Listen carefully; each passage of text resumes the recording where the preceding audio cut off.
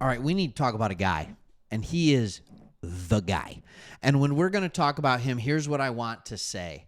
This is the guy that everybody else wants. Who am I talking about? Throw it in the comment. Like, who is the one player on your team that you could not live without right now? Who is the one player on your team that you believe is the best value for your team? Throw it in the comments. Hit the pause button. Let's see if you're right. I'm about to say it, but before we get into that, if you are new to this channel, my name is Craig. Me and my buddy Chris started this. We are Detroit Lions fans. Yes, we remember Jared Goff throwing 5 interceptions against the Texans last year. Yes, our team is going in joint practice against you right now.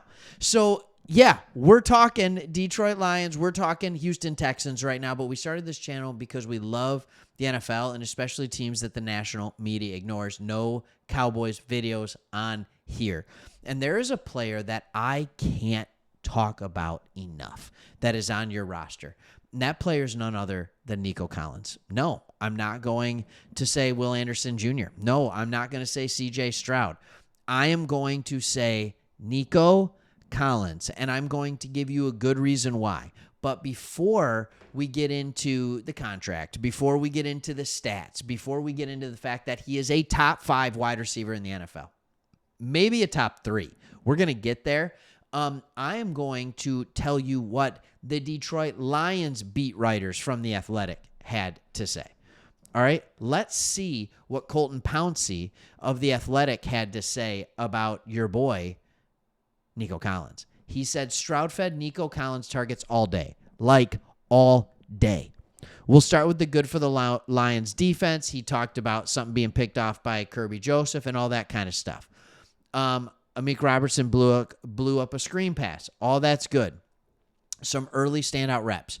But you knew Collins right here would get his. And did he ever? All right? Collins had catches on Arnold. That's Terrion Arnold. DJ Reed. Amik Robertson. Brian Branch. Those are our best defenders. Kirby Joseph.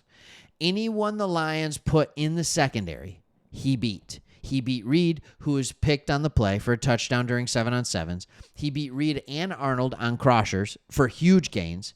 That's to be expected from a number 1 receiver. But here's what he went on to say. It's impressive how far Collins has come since his days at Michigan. Last year, he was on a torrid pace to begin the year, leading the league in receiving before a hamstring injury forced him to miss several games. He is one of the best in the game. I'm going to leave that up there for just a second, because I want to remind you, this dude's job is to write about the Detroit Lions. It is his job to talk about the Lions that are doing well. It is his job to talk about the Lions that are struggling. But he decided that in the middle of his thing talking about the Detroit Lions, he was going to pause and spend 2 to 3 paragraphs, 15, 20% of his article, talking about how good Nico Collins was. Oh, my goodness. And by the way, in that same joint practice, Amon-Ra St. Brown played fantastic. So it's not like he couldn't have spent a bunch of time talking about him. But it's not just a joint practice. All right? I want to go down here, and I want to show you something from PFF. When you look at just the numbers, right? He missed some games, but over the last 2 years, he has 17 touchdowns. He's got the reception percentage is over 70% of the time that Stroud throws him the ball, he catches it. He's got over 1,700 yards, over 1,600 yards, almost 2,700 yards. Proof that we do it in one take. His average yards per reception is insane, 16 and 15. All right, and that's after the first 2 years of nothing crazy, wondering like, he's a rotational guy, he's a good X receiver, but does he have elite speed? Does he have? Yup, he is. And we always saw the athletic traits. I'm a Michigan fan. Actually have a channel, Sports Talk Wolverines, talking about the Michigan Wolverines. And like, he was always good, but you just wish that he could have more. And here's the beautiful thing. He signs a contract extension after a good year, but he signs a modest contract. Look at this. He signed a 3-year, $72 million contract that included $52 million guaranteed. That is an average annual salary of $24.25 million per year. In case you're wondering, Jamar Chase is making $40 million. All right. In fact, let's go ahead and look at wide receiver contracts.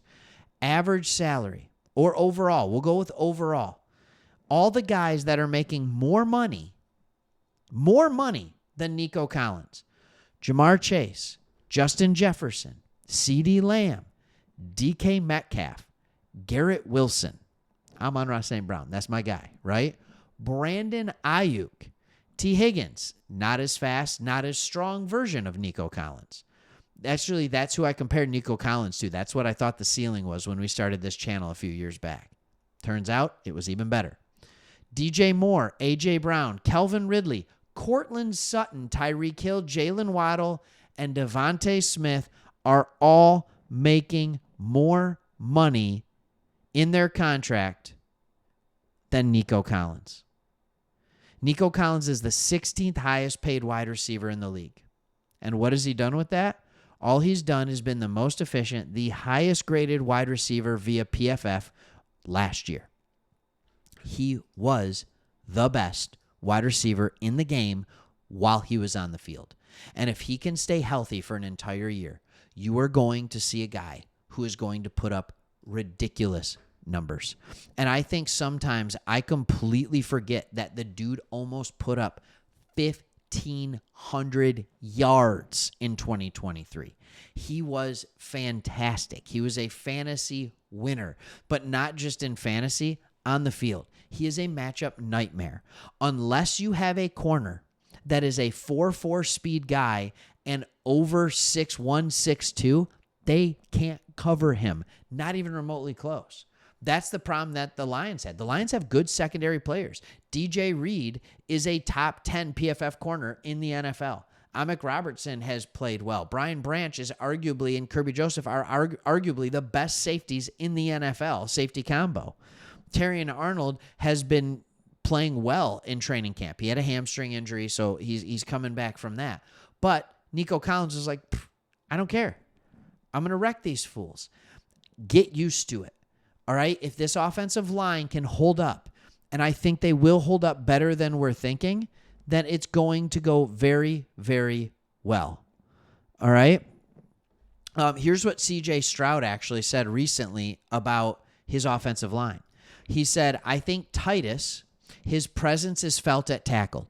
He's doing a really good job being firm in protection, using his hands, using his length. I think he's done a great job.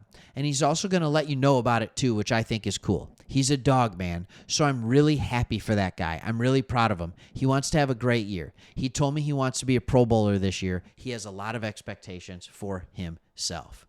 All right? This offensive line just has to be mediocre, and Nico Collins and C.J. Stroud are going to go off. And this defense is already there, but you got the guy that everybody else wants. All right, thanks for watching. Make sure you hit that subscribe button if you haven't already, especially if you're still watching this. Looking forward to watching some preseason football on Saturday and see how those backups look. All right, thanks for watching. See ya.